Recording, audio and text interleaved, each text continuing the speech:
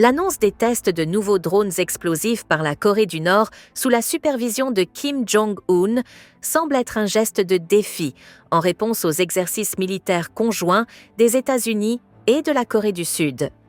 Les drones présentés, notamment un modèle en forme de lettre X, sont conçus pour attaquer à longue distance, ce qui indique un renforcement significatif des capacités de frappe à distance de Pyongyang. Le fait que ces drones ressemblent au modèle russe C-3 pourrait suggérer un échange technologique ou une influence entre la Corée du Nord et la Russie. Kim Jong-un a également promis d'intensifier le développement de drones kamikazes et de reconnaissance, tant aériens qu'aquatiques, ce qui pourrait accroître les capacités de frappe et de surveillance de la Corée du Nord.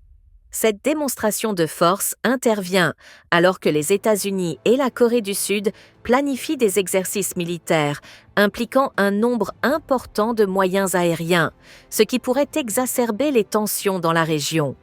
Les récents développements soulignent une escalade potentielle dans les démonstrations de puissance militaire en Asie de l'Est.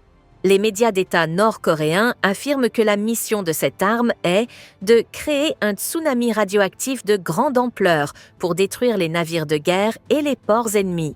Ils prétendent que ce drone a voyagé sous l'eau pendant près de 60 heures avant de détonner une ogive et de faire exploser un port ennemi simulé. Cependant, certains analystes restent sceptiques quant à la véritable capacité de cette arme. Il y a beaucoup de choses que nous ne comprenons pas sur la façon dont ils contrôlent cette arme, si elle est préprogrammée ou s'ils manœuvrent activement cette chose sous l'eau.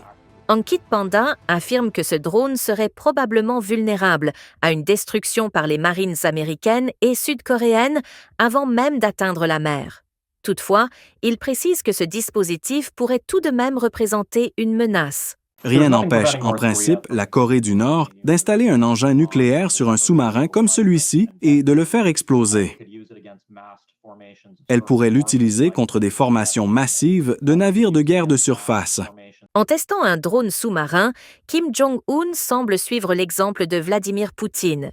La Russie affirme avoir développé un véhicule sous-marin à propulsion nucléaire, capable d'être lancé par un sous-marin et conçu pour frapper des villes ennemies avec des armes nucléaires. Cependant, le Kremlin n'a offert aucune preuve tangible de cette technologie. Ces derniers jours, Kim a apparemment réussi à tester une autre arme menaçante à partir de lanceurs mobiles. La Corée du Nord a tiré des missiles de croisière à longue portée, capables de transporter des charges nucléaires. Ces avions volent assez bas et s'ils sont dotés de l'arme nucléaire, cela va représenter, je pense, un défi considérable pour la défense antimissile en Asie du Nord-Est.